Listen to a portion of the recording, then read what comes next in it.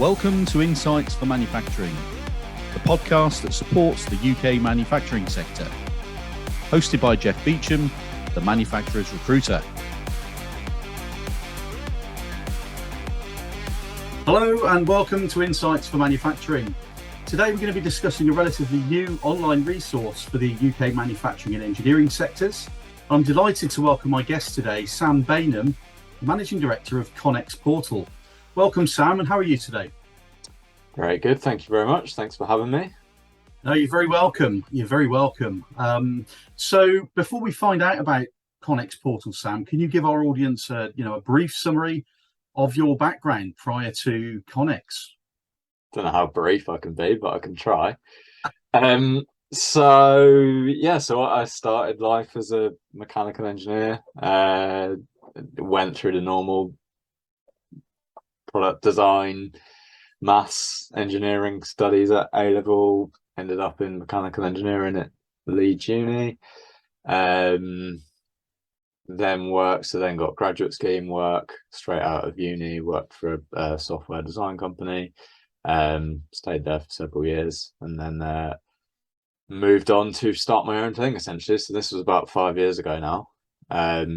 Started my own kind of design consultancy company, helping individuals based down in Cornwall with ideas, taking them through to that kind of market ready stage. So doing a lot of design work and prototyping and all of that sort of thing. And then moved that forward into Connex as it is today. I guess we're going to go into a lot more detail around Connex, so I'll leave that for a further discussion. But yeah, so always been engineering, always been mechanical focused, and just hopefully sending some of that in the right direction at the moment. Absolutely. Well, thanks for that overview, Sam. So Connex Portal, what is it, and what was your reason for its conception in the first place? Okay, I'm going to start by saying it's not a directory.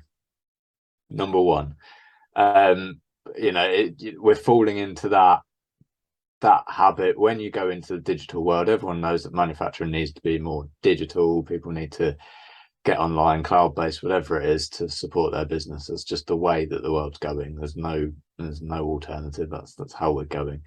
And we're trying to do things a little bit differently. There's so many directories out there. There's so many membership organizations and groups, and people with just tens of thousands of members. And I speak to them on a daily basis, and a lot of them just say that they don't get anything out of it. They sign up, they get a nice looking profile, they get an account and all that stuff, but at the end of the day, they're looking for work. And if work isn't coming off the back of it, and they're not improving their business as a result of being part of these groups, then what's the point? So we're absolutely not another directory. What we are is a small niche group of UK manufacturing experts who are genuinely looking to collaborate, grow, support one another, build a bit of a knowledge base around the sector, and therefore work a bit more locally, find out exactly who's on their doorstep, because that's one of the biggest problems that we're facing, actually knowing who's local, and you don't have to send things all across the world and the country to actually manufacture. The stuff is made in this country. Yep. And we're just trying to showcase that a little bit more and give our members a platform, a digital space in which to do that. Obviously more than a digital directory, an actual discussion area, a forum, a place where they can chat and support one another, because that's what this is all about. It's about genuinely supporting and helping and helping these businesses thrive, essentially. And from my understanding, Sam, I mean, I've recently joined the membership of Connex Portal, but I'm a sort of bit of a late adapter to this resource. But from what I can make out so far, it's sort of like a mixture of people in businesses being able to share best practice, share ideas, but you've also got information about live projects and that sort of opportunity for businesses to work together. And as you said earlier, collaboration is is the key, really. So would you be able to, perhaps let's look at a typical example of how Connex Portal members can, harness the power of this community for their business. Can you talk us through a typical scenario for the benefit of our audience? Yeah, of course. So it's worth pointing out that we work with companies of all shapes and sizes in that manufacturing sector. The main thing that we're looking to do here is to build a bit of an ethos, following not rules, but following a bit of a mindset, and making sure that people within Connex are there to help each other. It's not about sales. We're not trying to sell to one another. We're not trying to spam each other with what our business does. We're not here to be another social media platform. We're not trying to fight algorithms. We're not doing any of that stuff. It's just a genuine place in which people can work and support one another.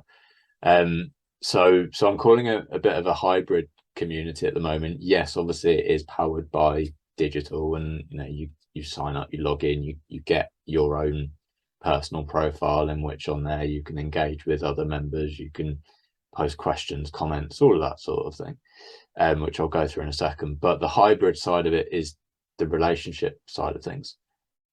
Things are going more digital, yes, but there's always going to be that need for personal relationships and people to people kind of interactions, and getting to know people and building that kind of trusted group, that trusted community.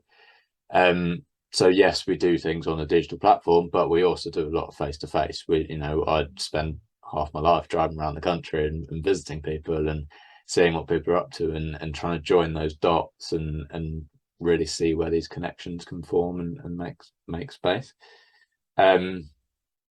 So we do, we go to exhibitions, we build WhatsApp groups at an exhibition week to make sure everyone who's part of Connex knows another person that's going to be there. So you're not just aimlessly wandering around a massive trade show, not really speaking to anyone, not really getting to know anyone.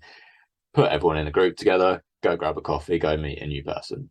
It's just little things like that, which just kind of add to what we're trying to do. So going back to your main question, we've got essentially 3 types of members. So we've got our initiators. So they are the people with ideas. They're the people looking for the manufacturing supply chain, the connections. They've got something they want to bring to market. They've got a product that they need new manufacturers. They've got an idea that they'd want to discuss a little bit more. They can engage with us, tell us about the idea, let us learn a little bit more, and ask those kind of important questions that some of them don't really think about from the start. So let's throw those questions out there. Let's get them thinking about their project, thinking if they are ready to move this in the right direction. They will then get a login into the portal, into the community, so they can then start posting queries and questions and looking for those local suppliers. So that's the kind of first stage. So those type of people get access so they can find suppliers. Our manufacturers are obviously, they're our core members. Our portal kind of makeup at the moment is around the 70% manufacturer mark, because that's our expertise. That's the guys that we want to work with. That's the main core of the company.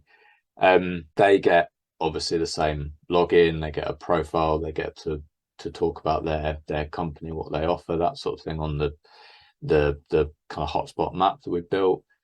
They then get the discussion board with dedicated spaces to talk specifically about manufacturing. Again, not a directory, not a networking group. This is very much for manufacturers, built by engineers and manufacturers.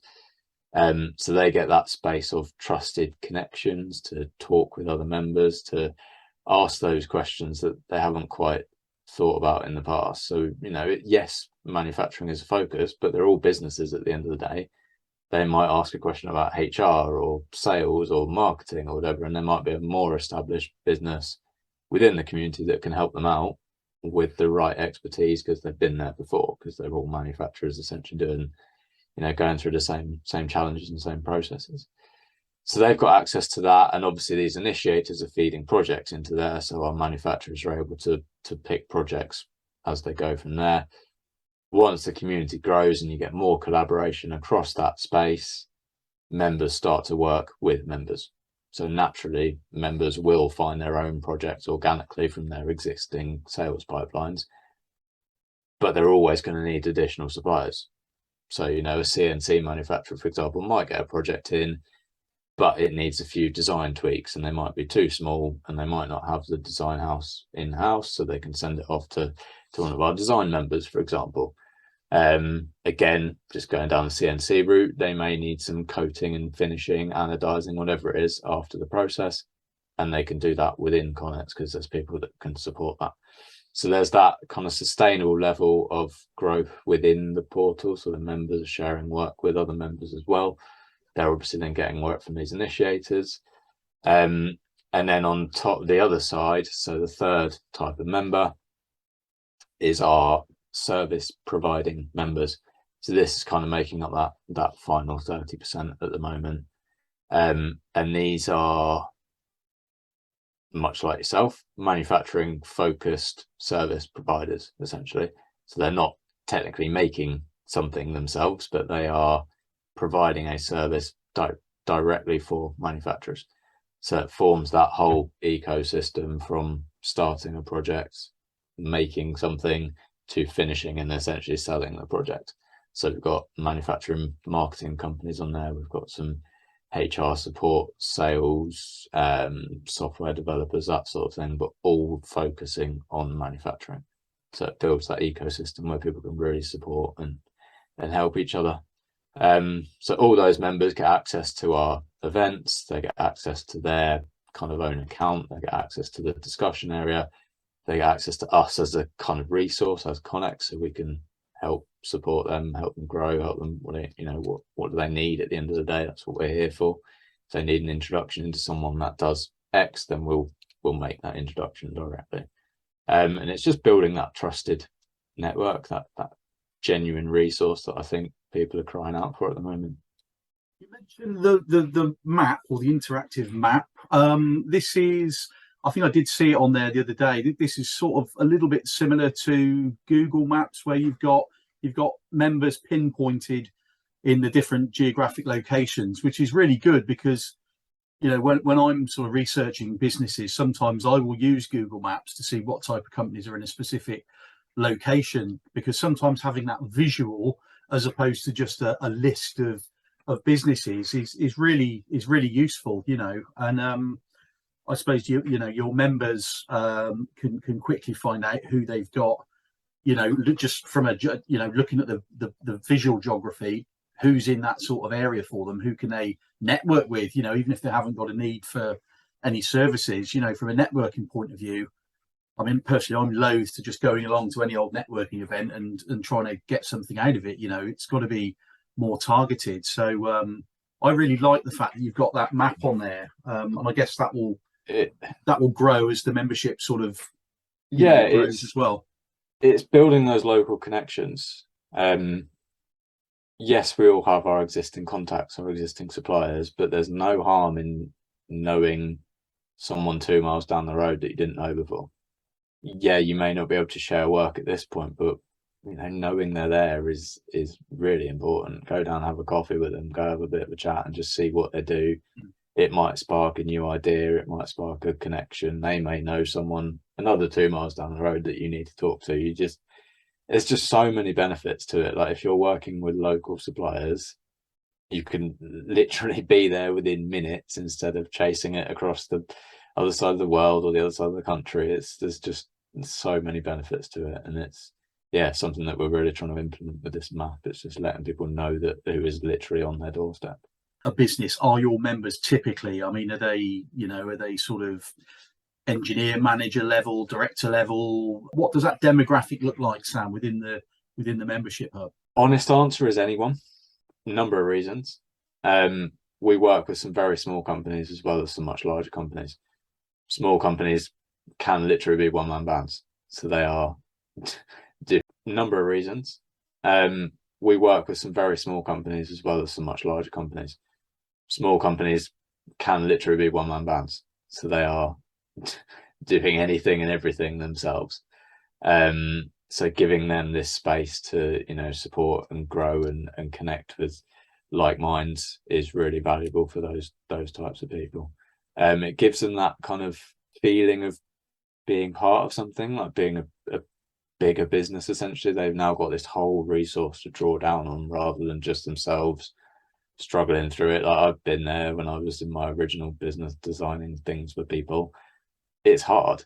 It's really hard to find people that you can trust and to, you know, spread the word about what you can do. And hopefully this really helps those small companies. And then when you go to some of the larger organizations, it's a bit more, you know, director focused, business development kind of people who are there to, you know, engage and learn about what's out there and how they can help their business grow at the end of the day. But having said that, just around logins for a number of different users per business, there is no reason why they can't put an apprentice in there. Give them a login, let them learn around, you know, because it's not just around, I've got a project that needs this. It's a area of expertise. There's a lot of news that goes on in there. There's funding opportunities, resources, anything that's going on in this manufacturing space, videos, images, everything, which is a nice resource for someone who's new to the sector to you know, cash in on. It's there to be used. If your organization's paying for it, get yourself a login, and then you can have access to it and speak to all sorts of people across the sector.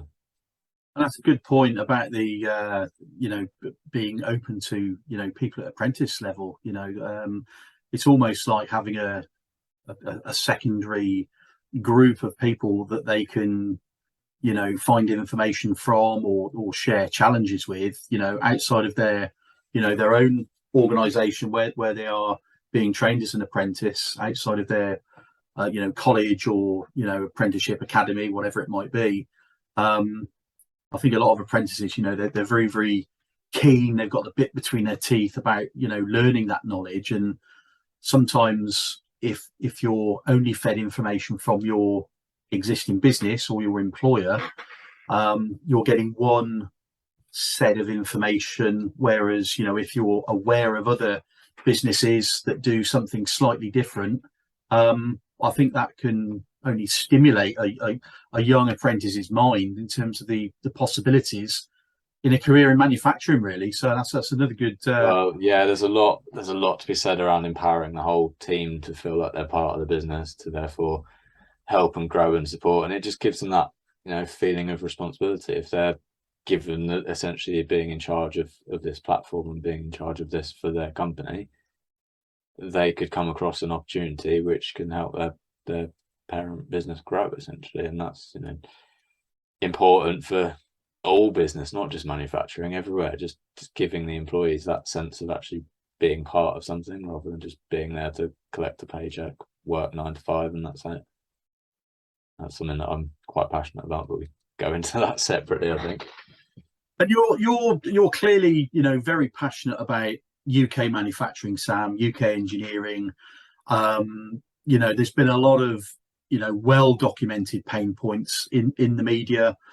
You know, energy costs, metal prices, skill shortages, you know, Brexit, COVID. Oh crikey, what's coming at us next? You know, but so you've got your ear pretty close to the ground through the Connex portal, but obviously the other networking that you do within UK manufacturing. What are the main challenges Connex members are talking about currently? You know, outside of the, you know, the ones that I've just sort of mentioned. You know, because most businesses have got those common pain points in terms of energy costs and skill shortage and everything. What are some of the more you know, nuanced challenges that your members are maybe talking about on the portal or coming to you for advice or direction on? Honestly, time and resource. Right, okay. I know the general perception of the world at the minute is that it's a horrible place, and, you know, everyone's struggling, and, you know, we're going through all of these challenging times. Manufacturing is like, it's so busy. Everyone I speak to is full, their capacities are almost capped out. They're looking for additional opportunities. There's so much going on within the manufacturing space, which is great, but that obviously leads to a big problem with time and resource, because there's a lot of opportunity out there.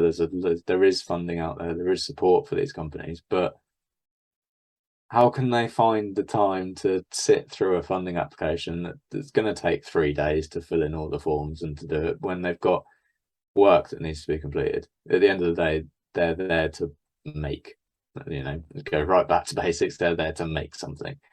And if they're not making something because they're spending their time filling out question boxes and ticking buttons and, doing all that stuff, then their business is losing out. But they also need to find the resource to do that, because otherwise their business is losing out.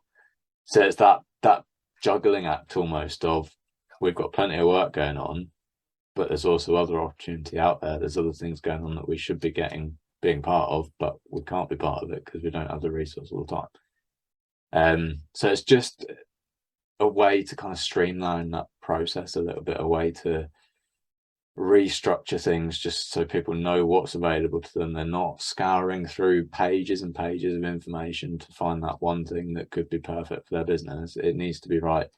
This fits your business. It's worth putting the time in, rather than essentially wasting their time trying to find something that's suitable. And I think that's one of the biggest pain points at the minute. It's that resource. It's that access to funding, it's that access to government, it's all of those sorts of things that are going on. And I know you're a big follower of Andrea and her petition and everything, and that's exactly what she's trying to do. She's not saying that there's no funding and support from government. It's just trying to get it restructured and in the right place to actually support some of these SMEs. Absolutely. And I've been a strong advocate for reshoring for ages, and it's really encouraging that reshoring is actually happening. Going back, when I first came into recruitment over 20 years ago, a lot of people in manufacturing were saying, "Oh, wouldn't it be great if we could bring back some of the the manufacturing that went overseas?" Well, I don't know what's happened in the last 20 years. I had darker hair back then. I've gone grey over the 20 years. We've blinked and here we are. But there's a lot of reshoring going on. But that in itself, while it's amazing, that is probably having a compacting effect on the time and resource thing. Because businesses bringing stuff back in from overseas is great, but it's creating more work, isn't it? That nothing's ever easy, and there's always that. It's like when you're going through that sort of growth phase, there are always growth pains. There's no easy way. So whilst I'm sure we will all continue to bang the drum for reshoring, it does create another sort of problem, but it's a nicer problem to have, I guess. Okay, so I mean, you're a regular and consistent supporter of positive news about UK manufacturing. You mentioned the campaign that was started by Andrea Wilson. You're pretty active on LinkedIn, Sam, and generally you're out at most of the events. So as you're an engineering and manufacturing at heart, that was your sort of background. You've come from engineering and you set up Connex to help engineering and manufacturing businesses. If you were allowed 3 wishes from the genie of the lamp, for example, what would you ask for on behalf of UK manufacturing right now? An extra 6 hours in every day. Number 1. Okay, only 6. Well, we've got to sleep at some point. I've got to be dangerous not to wary not to go into a bit of a rabbit hole here, but the perception of UK manufacturing is wrong, fundamentally. If you ask anyone who's not involved. You know, you just walk down the street, speak to anyone who, you know, isn't in a manufacturing industry, speak to your mate in a pub who's, you know, working wherever they're working, ask them what we do in the UK regarding manufacturing, ask them what, you know, where is the UK manufacturing? Everyone will say it doesn't exist. We don't make anything in this country. We've sent it all overseas. Lies. It absolute rubbish. And that is something that needs to be changed. We need to essentially get mainstream media on our side, shouting about what we're up to, what brilliant things are made and manufactured in this country. You know, day-to-day items that people carry around all the time, their chances are they're made somewhere in the UK. People just don't realise that. So the more we can get people talking about that and realising that, the more these businesses can support and grow, generate funding, generate, you know, opportunities for other areas of their business. And, you know, that's one of the biggest challenges really is generating that positive perception of things. But everything's been very negative recently, and it's, you know, I think it's about time that things do seem a bit more positive, because there is brilliant things going on. And that kind of feeds into the second point around, you know, recognition from government as well. And that's all down to, you know, Andrea's campaign, for example, and just getting that acknowledgement that we exist and we're busy and we're thriving and we are resilient through these challenges, and we've, you know, carried the country through certain challenges over the last 20 years, but, you know, there's no recognition of that. And at the end of the day, it's going to be a future generation problem.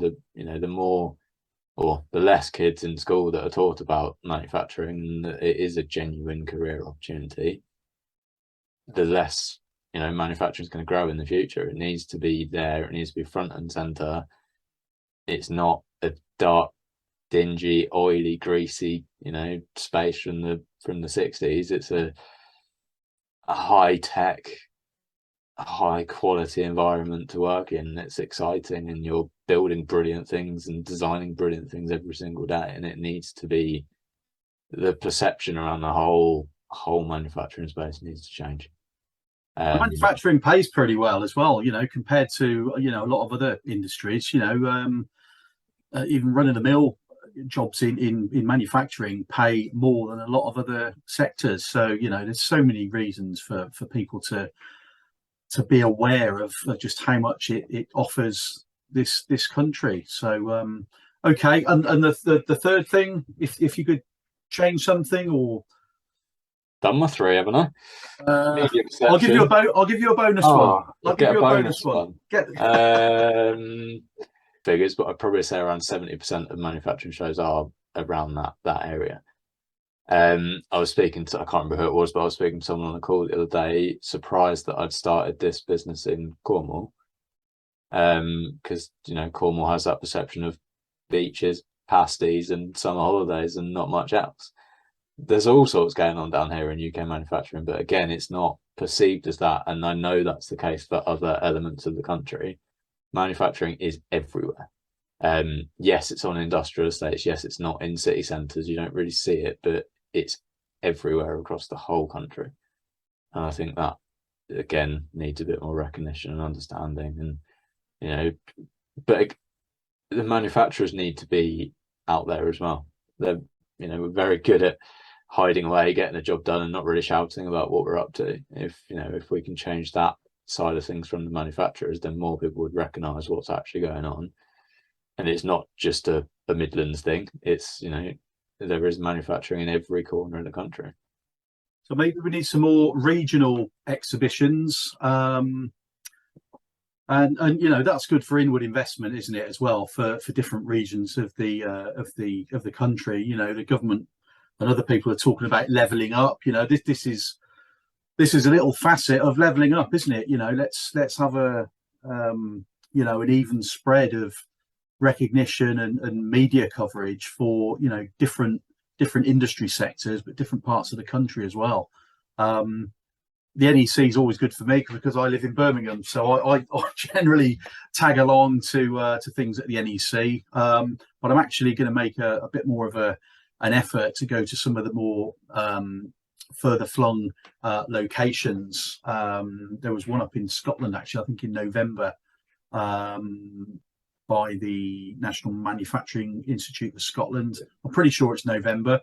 Those guys were at MAC exhibition in April, so I'm hoping, as long as we don't get any other bouts of COVID or anything like that, hoping to get up to that one in November. Be a good excuse to get out to a different region and meet some new people, really. So okay, so just in terms of exhibiting, where are Connex Portal exhibiting next? Okay, so after I've just said that we need more exhibitions elsewhere, we're exhibiting at the NEC. Advanced Engineering in November, 2nd and 3rd of November. We are exhibiting as a community, so we're not just going there as Connex, we're not going there to pitch ourselves as this collaborative digital community. No, our members are there front and center. It's not really about us as Connex, it's the opportunity for our members to get out there to talk to potential clients and customers and build their networks and build their connections across the show. So we've got 8 members on our stand showcasing all sorts of amazing things that they're up to, and just building that kind of collaborative space, which is what we're all about. It's not going to be split into individual elements and, you know, this company has this 2 meter squared, this company has this one. It's a nice open, come along, have a chat, learn about some of our members, some of the companies, you know, have a chat with myself and my team and tell us what you need and what you're looking for. And I'm sure there's people within the existing group that can help, and we'll direct you in that right place. Brilliant. And outside of exhibitions, what's next for Connex Portal? Where do I start? I've said from day one that this isn't something that I'm just going to build and leave and, you know, just build some sort of digital platform and just let it sit there because it works. It's turning into a little bit of a monster.